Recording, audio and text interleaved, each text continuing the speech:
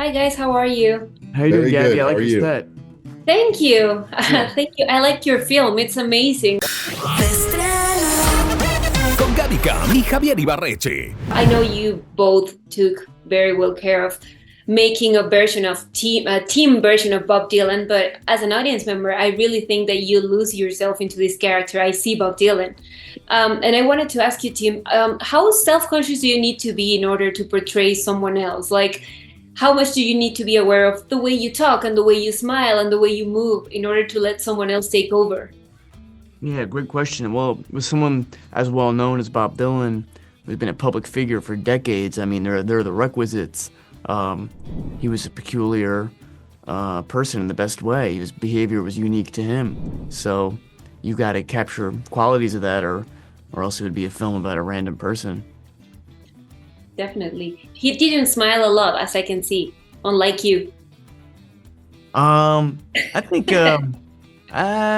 yes and no. I think you think about Don't Look Back. There's moments where he smiled, but yeah, perhaps I'm more smiley. James, I think you're amazing at telling these kind of stories. And I wanted to ask you, when it comes to a part or a period of someone's life, what makes it cinematic? What makes you know that you can make a movie out of it? That you see a fable, that you see something beyond the Wikipedia story or the biography or the factoids, the bullet points. Those are not what makes cinema or great acting. It's what's between the lines or under the music or in the spaces that is where cinema lives. And so to me, this was a fable from the beginning, from the moment I encountered the material, the idea of Dylan arriving on the first day. He's called Bob Dylan into New York and going trekking to see this hero of his in a VA hospital dying, and which was a completely selfless act of kind of optimism or a romantic act, presenting oneself to your hero and offering tribute. To me, there's a kind of wonder to that, given how far he travels in the 24 months since that fateful meeting. Kind of a fable about how genius works, about how fast genius can get recognized and how it can often be misunderstood. Monica, I want to start by asking you. I know you reach out to the real John to understand her, and I'm really curious about what kind of questions did you ask on that phone call, and how did that change your perspective on who she is?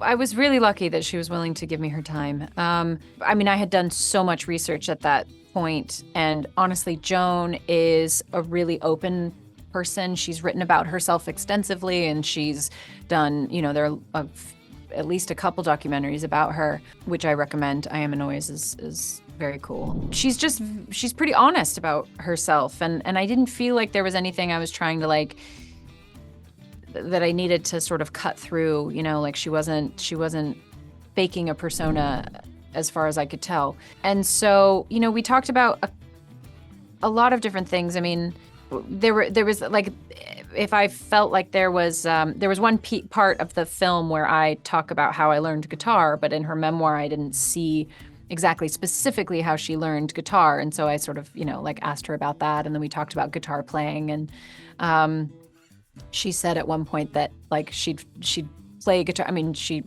would just dive into these songs and train herself so intensely that she was like, she'd fall asleep playing, and she'd wake up, grab her guitar, and keep playing. And I was like, oh my God, I fully did that too. So it was a lovely conversation. I just felt really lucky she was willing to lend her voice, and to hear her voice on the phone was a wild experience. Did it change in any way the way you approach the singing and the songs and all these performances you have on screen?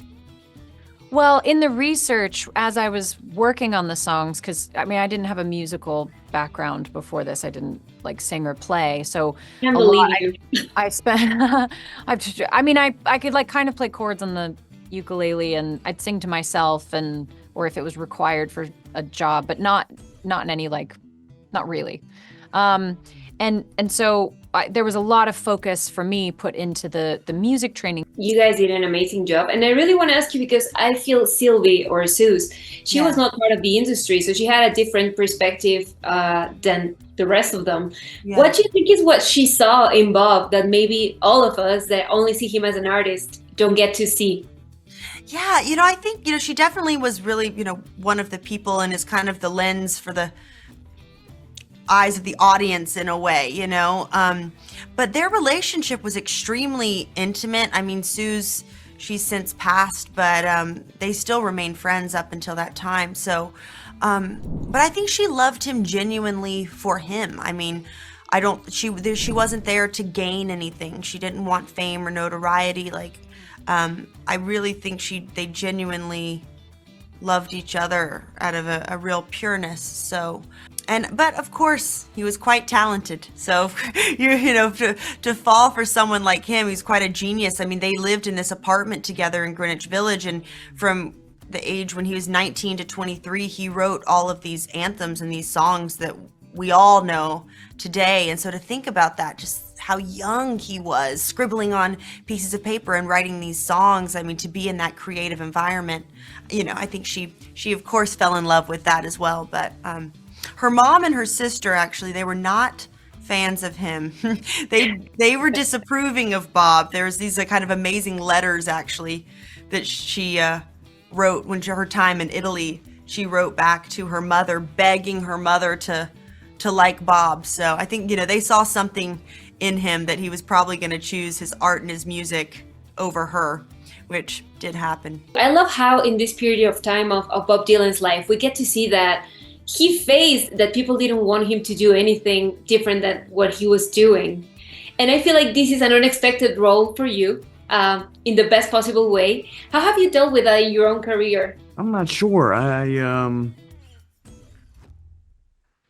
of a different opinion that I think, as opposed to the 1960s, or maybe not that different, but I just feel like it's a blessing to work, period, to get to work on anything. So if you get the opportunity in the arts in 2024 in music or acting to work, that's just the blessing. Whether what you're doing is expected or not. And if you nailed it every time, I mean, what can go wrong? I appreciate it. That's a big compliment. Thank you. Kind of sad, I know, but at the same time, I feel like Bob didn't really want fame, like it seems, at least in this film, that it was not what he was pursuing. Yeah. And I want to ask you, what are your thoughts on the way he saw fame, and do you share any of that, being an artist yourself? Yeah, I think what's most inspiring to me about kind of our version of him in this movie is like,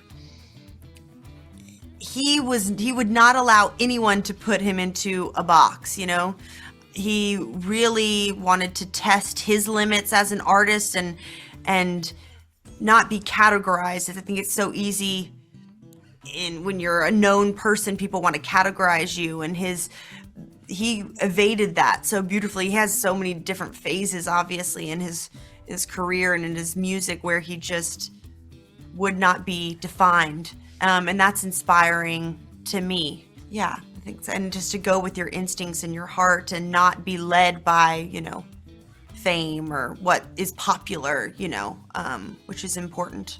Guys, thank you so much for your time, and especially for your work. As a film lover, I really appreciate what you both do, and I think you're amazing. Thank you so much, Gabby. Thank you. Thanks for taking the time. Like